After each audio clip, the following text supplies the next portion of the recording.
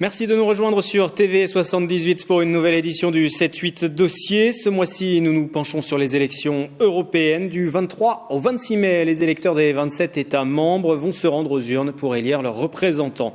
En France, ce sera le dimanche 26 mai. Élection à un seul tour et pour la première fois avec une seule circonscription. Les 8 circonscriptions régionales disparaissent pour plus de clarté. Chaque parti présente 79 candidats sur sa liste et s'il dépasse les 5% des suffrages, il bénéficiera d'un nombre de sièges proportionnel à son nombre de voix. Quelles sont les listes qui se présentent justement? Voici un aperçu avec ce reportage de Nicolas Dandry et puis juste après, nous reviendrons sur les enjeux de ce scrutin.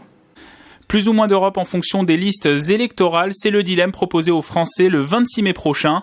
Différents projets pour l'Union européenne présentés par les mouvements politiques. Portée par Nathalie Loiseau, la liste Renaissance va défendre le projet d'Emmanuel Macron avec notamment l'harmonisation de certaines politiques. Sur la défense européenne, sur le bouclier social, sur tout un tas de choses. Il y a des pays qui veulent avancer. On le voit aussi sur la taxe GAFA, par exemple. Il y a des pays qui ne veulent pas avancer parce qu'elles ont des avantages et qu'elles ont choisi d'avoir une politique. Et puis d'autres qui veulent avancer différemment. Et donc l'idée, c'est ça, c'est d'essayer d'avancer sur tous les sujets sur lesquels on peut aller ensemble ou en tout cas réunir une majorité. Face au projet présidentiel, les Républicains présentent une liste menée par François-Xavier Bellamy avec la volonté de défendre une Europe pragmatique à travers des projets concrets à l'échelle européenne. Aujourd'hui, l'Europe, elle ne convainc plus les Français parce qu'elle semble inefficace, parce qu'elle donne l'impression d'être quelque chose qui contribue à cette dépossession collective. Et donc, il faut absolument redonner sens à l'Europe, parce que nous avons besoin d'Europe dans la mondialisation. À gauche, Yannick Jadot porte sa liste Europe Écologie Les Verts.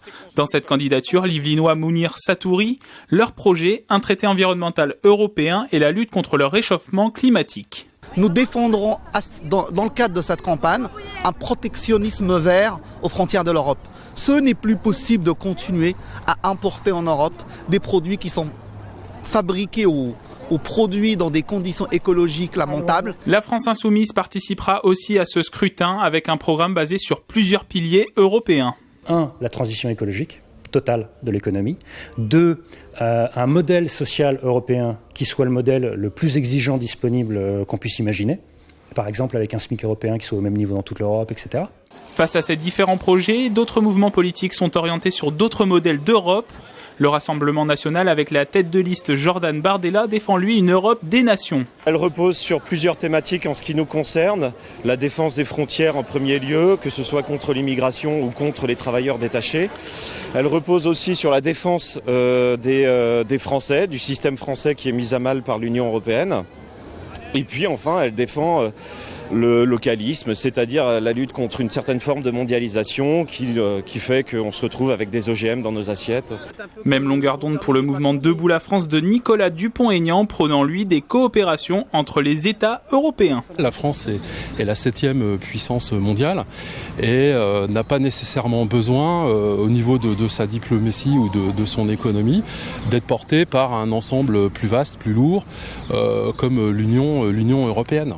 D'autres listes seront aussi présentées aux Français, avec l'UDI de Jean-Christophe Lagarde, le Parti socialiste allié au mouvement Place Publique de Raphaël Glucksmann, le Parti communiste de Yann Brossa, Génération.s menée par Benoît Hamon, ou encore l'UPR de François Asselineau et son projet de Frexit.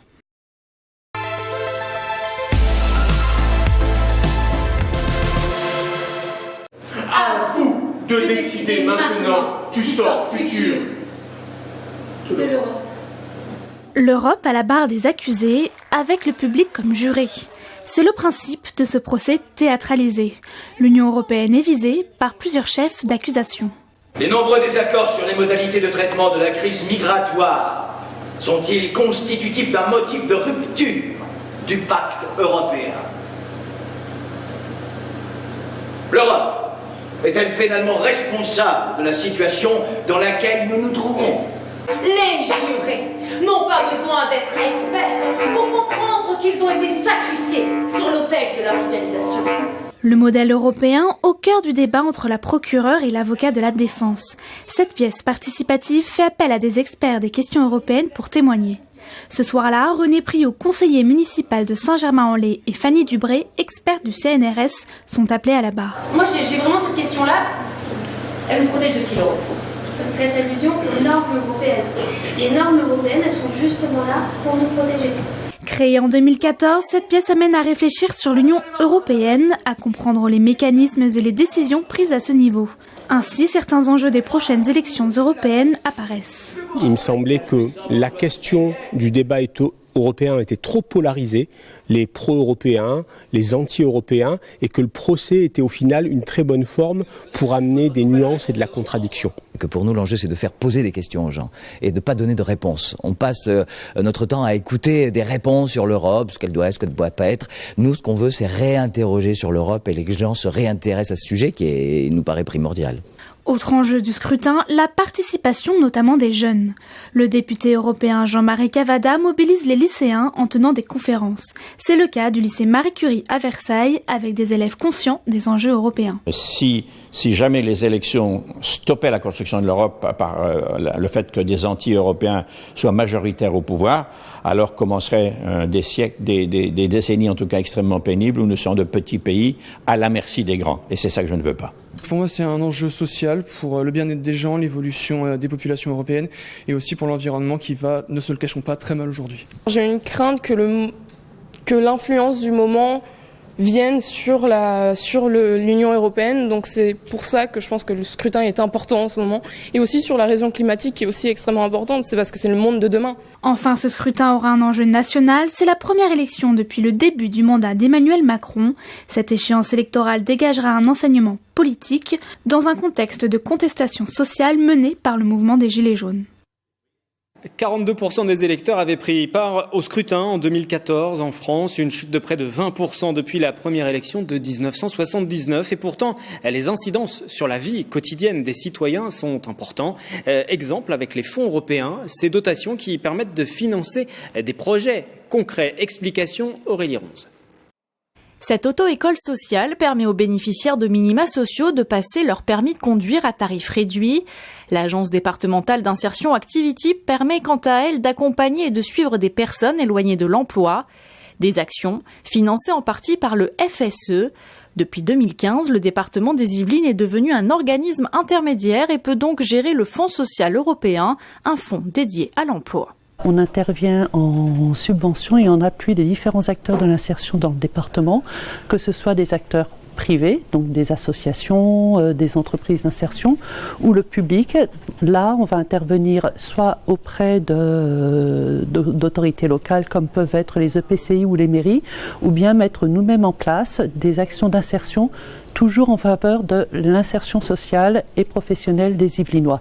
Au sein de la mission Europe, 8 personnes sont entièrement dédiées à la mise en œuvre du Fonds social européen. Pour la période 2015-2020, le département des Yvelines a reçu une enveloppe de 16 millions d'euros. Jusqu'à présent, près de 10 000 personnes éloignées de l'emploi ont été accompagnées. L'accès aux fonds européens peut paraître complexe, ça l'est un peu, et tout notre travail, c'est un travail d'accompagnement des porteurs de projets pour pouvoir faciliter l'accès à ces fonds et leur permettre d'être au plus proche de leur public. Avec le FSE, l'Europe permet de lutter contre toute forme de discrimination sur le marché du travail. D'autres fonds peuvent également être mobilisés dans le département des Yvelines, le FEADER pour le développement rural ou encore le FEDER, le Fonds européen de développement régional. Depuis 2 ans, Saint-Quentin en Yvelines fait partie des 15 territoires ITI franciliens. Cet outil européen permet de mobiliser des fonds en faveur d'une croissance innovante.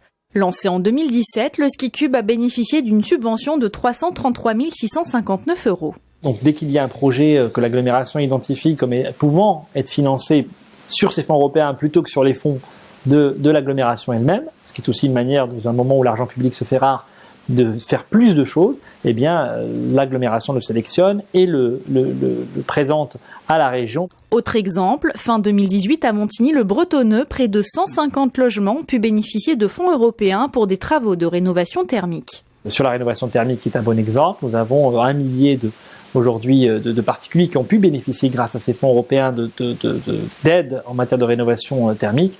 L'objectif aujourd'hui, c'est d'aller évidemment beaucoup plus loin. Sur les 5 millions d'euros alloués par l'Europe à Saint-Quentin en Yvelines, 30% ont été jusqu'à présent utilisés. Et quoi de mieux pour découvrir l'Europe que de la parcourir? En 1987, le dispositif Erasmus a vu le jour, un programme d'échange d'étudiants et d'enseignants entre les universités et les grandes écoles européennes, mais aussi mondiales. Marilène Yapichino. Chez Julicia, il y a des souvenirs dans les placards et jusque sur les murs. C'est un petit souvenir parce qu'on habitait pas trop loin en plus du Molineux-Stadium et on avait un match là-bas et c'était sympa. Elle revient de 5 mois en Angleterre, un semestre à l'étranger qu'elle a pu effectuer avec le programme Erasmus. Elle allait à l'université de Wolverhampton et travaillait dans un pub avec son compagnon. Tous deux en ont aussi profité pour voyager. Moi je sais que j'avais peur de partir au début et un conseil que je peux donner c'est peut-être n'ayez pas peur parce que vraiment c'est un truc au moins à faire dans sa vie quand même, une fois. Tu vois. Comme elle, ils sont chaque année une centaine d'étudiants de l'université Versailles-Saint-Quentin en Yvelines à effectuer une mobilité avec le programme Erasmus. Ruben, quant à lui, fait partie des 50 étudiants étrangers par an à découvrir l'UVSQ.